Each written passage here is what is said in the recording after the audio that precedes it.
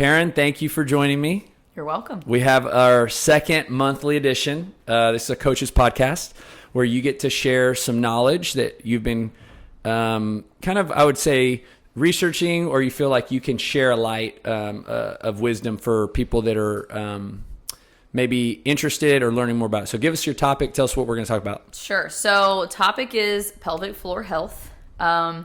I know it's mainly a female I think topic like that arises. Cal McNeil just laughed. 100%. He turned it off. He left the room. Yeah, Beth is listening okay. by herself. All right, keep going. So Beth, tune in. So I think it's something people, maybe it's a term they've heard, maybe it's not. But I think a lot of people know when things don't feel right, especially double unders is the main time that this comes up. But the pelvic floor is basically, the muscles that support the bladder and the uterus and like your small and large intestines, right? So just for sake of kind of addressing the audience right now, is this directed mainly towards females, or would you say men would benefit just men as much? absolutely could benefit from this too. Okay. I think they're probably less likely to say something if it is an issue. I think it definitely does apply more often to females. So this is kind of referring to like when there's a lot of jump ropes in the workout. A lot of jump ropes. And the bathroom is... when all the females go to the bathroom after the warm-up of the jump rope, a lot of it is due to a weak pelvic floor. And it's those muscles that support everything that sits right there in your pelvis. And when those muscles are weak, the pelvic floor loses its ability to control the bladder. It's essentially what happens. And so, I know there's multiple times where, you'll stop doing double unders, or you have a really good set. You don't, you're fine. But as you get tired in a workout, your muscles start to relax. And when you start to lose that core stability, you start to have more problems. But it does affect males too. Females are going to have more issues if they have had children. Pregnancy, childbirth, all of those things are going to weaken the bladder. So give me an insight into how you feel that this, like if I'm listening to the podcast and I'm a female who's maybe had a few babies, why is this of interest to me? Like, why would it matter for me to strengthen these muscles? So it's other than being able to go through a whole workout without having to pee, which like to me is really important. And sometimes it does catch you by surprise, and it's not a jump rope workout, but it can be anything that puts pressure on the pelvic floor. So something heavy overhead, a heavy clean and jerk that goes overhead, box jumps, laughing, sneezing, all those things. But I think it's because it's also, it's all intertwined with your core stability as well. So simple things, like glute bridges, squats, planks, all of those things are going to strengthen all of those muscles. And we all want those muscles to look pretty anyways, right? But I think understanding how important engaging our core is in everything, that a lot of times this is a side effect. It could be a side effect of just a weak pelvic floor, but it also could be a side effect of not knowing how to engage my pelvic floor. I could have very strong muscles, but if I don't know how to activate them, they're not helpful. And that's true of any muscles, right? Yeah, and that kind of ties into, I think, the level 1 where they talk about from core to extremity. Exactly. Right? So it starts with tightening up your midline and then ultimately going out from there. So explain a little bit of kind of for the person listening is like, okay, not knowing how to tighten my core, not knowing how to use those muscles. If I've never understood that concept, like where do I even start? So, I mean, if you're looking to engage the core specifically, obviously, and let's just go back to double unders here. If I'm someone that double unders and my feet kick behind me a lot, probably not engaging our core. So we want to lean forward just a little bit and have our feet in front of us, legs together, right? That hollow body that we're trying to hit at the top, that's going to help us engage our core, but that's also helping engage those pelvic floor muscles. Now, if you want to isolate the pelvic floor from the core, it's if you were going to the bathroom and you had to squeeze and stop that stream, those are the muscles that you're trying to engage. That's the simplest way that if you want great. to practice on trying to pinpoint, because they're very hard to pinpoint. They're because when you engage those muscles, you inadvertently are probably engaging not only your core, but your glutes and a lot of other muscles around them. That's the best way to be able to pinpoint. That's what I'm looking for. It's a great illustration. The thing that I've always told people too, especially in this area, because a lot of people want flat stomach. Like they long for that. Who doesn't? Right. And I do think that there are people who from a young age, they don't even realize it, but they naturally tighten those muscles. And even, while playing sports Absolutely. as kids. And then there's people that don't. And there's people that naturally actually don't flex those muscles. And ultimately over 20 years, 30 years, 40 years, you have a weaker midline. So by the time they come into a CrossFit gym Absolutely. and we start deadlifting, we start squatting, we start kettlebell swinging, and you've never tightened those muscles before, well, now you get hurt because not only are they obviously good for, preserving your bladder, they're really good for protecting your spine. Absolutely. And another thing people ask a lot or say a lot is, I want to do more core work. I want to do more core work. And I think just like you pinpointed at the beginning, the L1, it's core to extremity. Well, that's every time we pick up a barbell. That's every time we do just about anything. It engages your core. There's very few things that don't engage the core. And that's usually if we're pinpointing some type of hyperextension, which will happen, kip swings, GHDs, there's things like that are going to obviously not activate the core, but if we don't even know how to activate it or what muscles we're trying to pinpoint, we don't realize that we're not activating it every time we're picking up a barbell. And so it's very easy for these things to happen or to lose that core stability because we don't even realize that it's being activated in those things. We think of core activation as a sit-up. So if you're so far from it. If like going towards the jump rope illustration, how much time does it take to get to a place where, let's just say there is a jump rope workout that has a lot of volume, like the one we did last week for my birthday, 10 minutes. I mean, you're going back and forth, and to get to a point where you would say, like, we don't have that issue anymore? I would say if you work to train those muscles and you work specifically on that, and there's a lot of stuff out there on exercises you can do and things you can do at home and things that don't take very long, but also just a lot of the things we do in the gym, like plank walk-ups, just holding planks. All of those are great things. The hollow body holds, all this kind of stuff. You can see results in weeks, months, depending on how often you do them.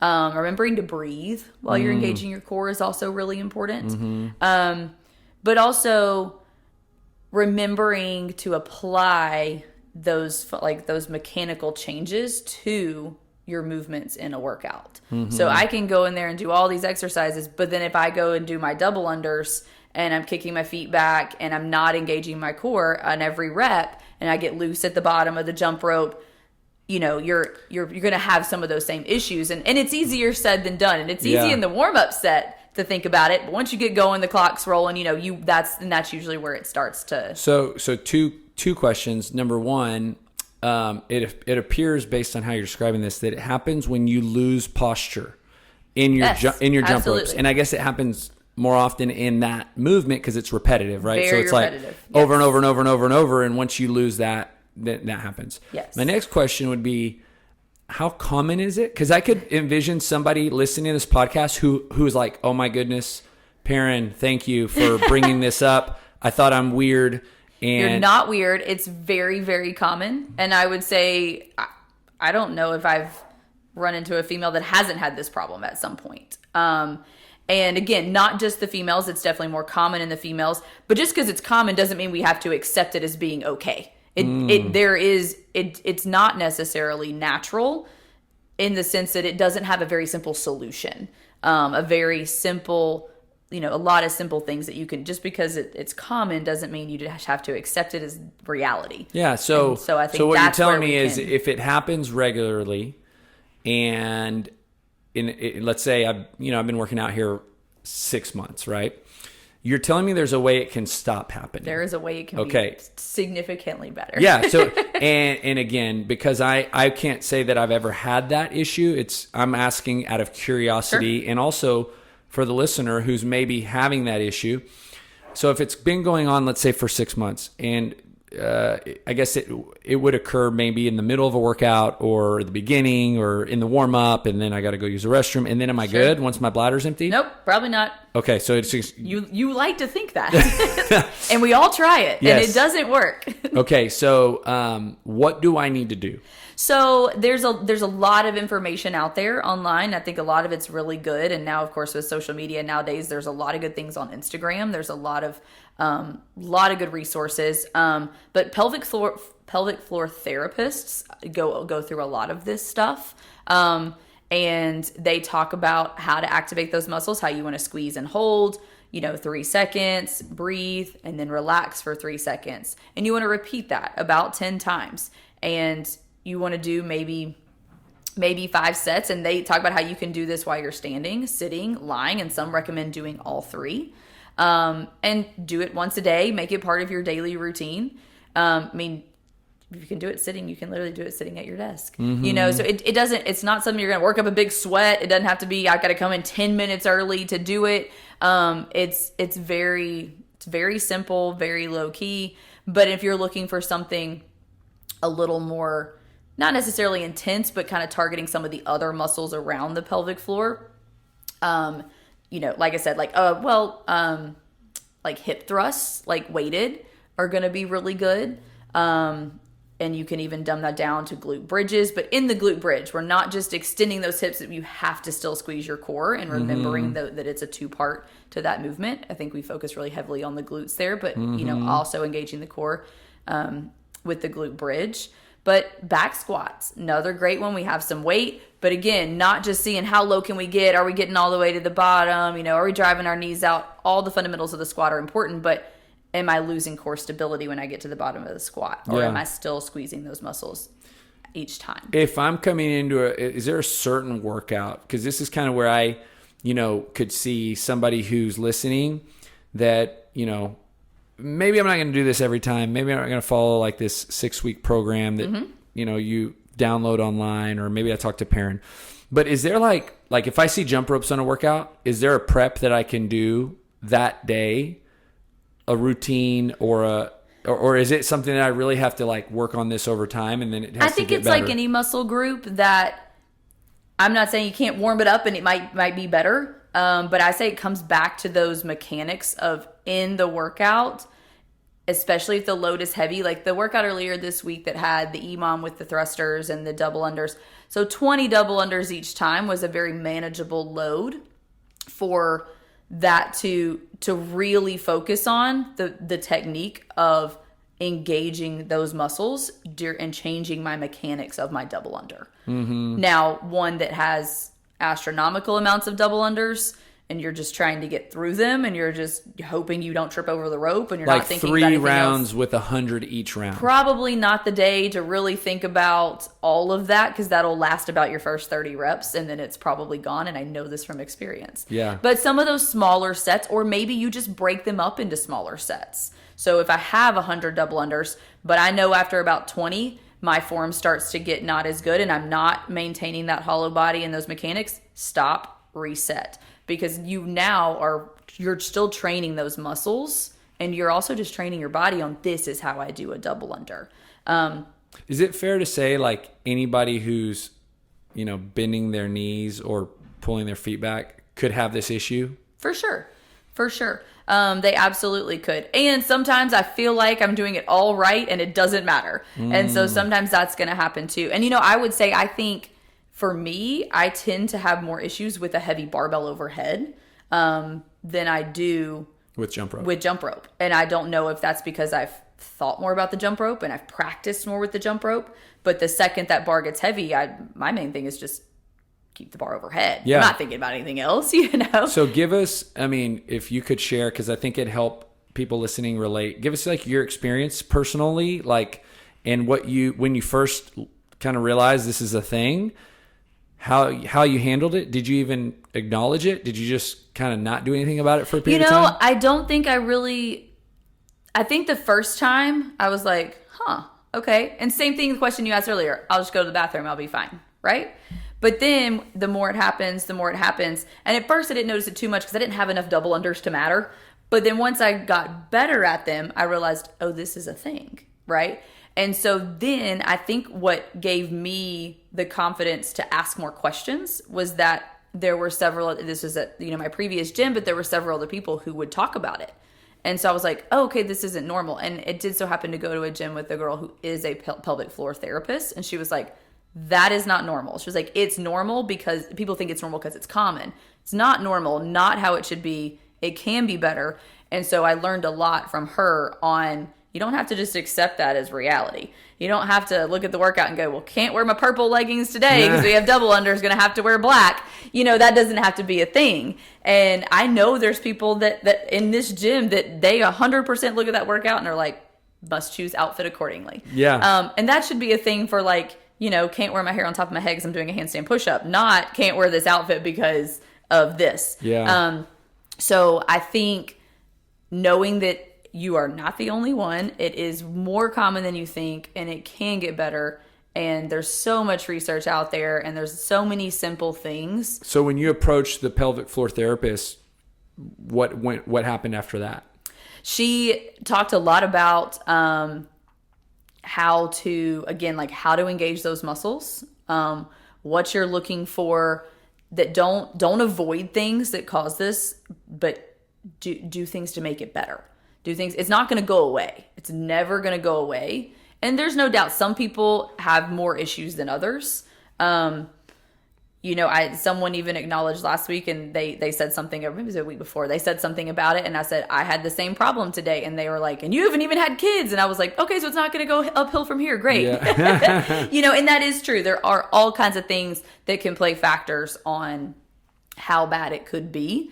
But so they may not see results for months if they start, doing some of these exercises and learning how to activate those muscles and changing some of their body mechanics. Whereas other people may see results faster. But I even know, I had a conversation coming into this podcast, a brief conversation with Jacob, and he was like, I didn't really know that it was a thing, but I've seen benefits from some of these things too. Mm-hmm. He was like, they do work, and it does, because it's not a thing just in females. Males may train a little bit differently for it because their body composition is different, but still something that they can work on as well. So would you say that was, I guess, 3-4 years ago when you first had that conversation? And then have you seen improvement? Absolutely. And I know when I've done it, I know when I haven't done it right. I know instantly when I don't move right. I'm like, well, and because the result is that you peed yourself, essentially, is what happened. Yeah. So sometimes you're like, all right. But it also is a really good indicator that, when I did that clean and jerk, may have stood up with it, but did I have good body mechanics? I know for a fact I didn't. I have proof that I didn't, So again, I think we see it a lot on the jumping motions, and I think box jumps easier because they are slower. I can step up, I can prep for each one, I can control my landing, so you don't notice it as much. Even single unders, because they're a little slower paced, but once you start going hard on something fast and repetitive like double unders, a heavy push press for high volume, or like Saturday's workout, we got all those push presses, 100%. And so overhead stuff, again, maintaining that core stability. And I would also say if you're hypermobile and you can move that barbell maybe a little further behind you than you should, that breaks that core stability. And that's usually when I notice it. Does a belt make a difference? Not that you'd belt up for double unders, but I'm thinking about the other movements. I don't know that it does because I still have the ability to relax and breathe out, especially if it's in the middle of a workout and I'm belted. I still want to be able to breathe. So I don't have that belt brace, but also sometimes the belt can also cause us to rely on the belt to brace us instead of bracing ourselves. Because that heavy clean and jerk day, I was wearing a belt and it did not matter on the 160. Yeah. Next question is kind of geared towards, maybe you've done some research on this or heard of it, but I think doing the sport of CrossFit at the highest level, and you have very fit females. Like, is this something that they deal with? I would have to say it is, and I would say it's probably something that, I had a whole conversation with another female partners at the BCS about it, because after the double under echo bike workout, we were all in the bathroom, and everyone knew why the other one was in the bathroom. So we just had an open conversation about it. And, so I would say, yeah, it is. And I would hope that, along the way, especially if you are some of these games level athletes, that they have clearly taken steps to get there, and clearly they have good body mechanics. So I wouldn't say that it never affects them, but to be moving like they're moving at the level that they're, doing all of this, that of course it's something that they've come across. 100%. Well, and it sounds like all the things that you're saying help with this are just good to do, even if you don't have the issue. In general. And I would say a lot of these things, apart from some of the specific, targeting those exact muscles and trying to figure out where those muscles are and adding that in separately, as part of your daily routine. These are things we do. Like, we do back squats, we do plank walk-ups, we do glute bridges, and I don't know that we do a lot of hip thrusting out here in the PTs, or out here in the CrossFit gym, but they do it in the PT studio a lot. It's obviously something we can do. But are we doing it with the intent of focusing on that muscle group? Probably not. And a lot of times it's accessory type work, and sometimes we're more engaged than others, as far as, we're just repping it out, we're tired from the workout. It's more of an afterthought. But if kind of focusing on, like, it has a bigger purpose than just a little bit of core work, it can have so much more value than that. Yeah. So I think, kind of like summing up all the pointers today. So number one, and you can add to this or reword it, but number one, if you are resonating with what is being said, you're in the majority, or the common. Absolutely. You're in a number of people that are, right. Like, there's nothing wrong with you. Like, nope. You're not broken. Especially if the first time it happens, it was kind of awkward or strange. Number two, it is not something that you just have to say, this is how it is. Yeah. Like, there is a protocol and a way to improve, and you can find some probably great content online.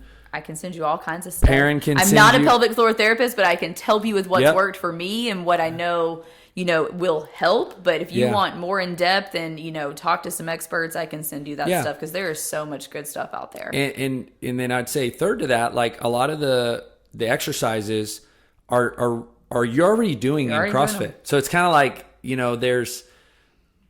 there's encouragement in that, because you don't necessarily have to come up with this new 15-minute, pre-workout. You don't have to have anything crazy. Yeah, but you're already working on strengthening those muscles. A lot simpler than, hey, I really want to pull up. It is right. A lot simpler than that. Yeah. Okay. Anything like to close out, to kind of share that maybe you want to pull from your notes and look at, kind of things that we didn't touch on? I think that's really it. I think it's just, understanding that it is its own subset of muscles, and that it, you have a lot of resources, and it is something that you can train, and that it's common, and how important maintaining that core midline stability is, especially when there's anything that's putting pressure on the pelvic floor. So anything that's going to cause pelvic pressure, like jumping. And again, jumping, we think box jumps, we think double unders. It's not just that. I mean, every time you snatch, you clean, you jerk, you're jumping into those motions. They're power motions. You're extending your hips, right? You're opening up your hips, and then you're landing. That's pelvic pressure, and all of those organs and everything happening in there. They need strong muscles to support that, and to understand how to activate the muscles that you already have.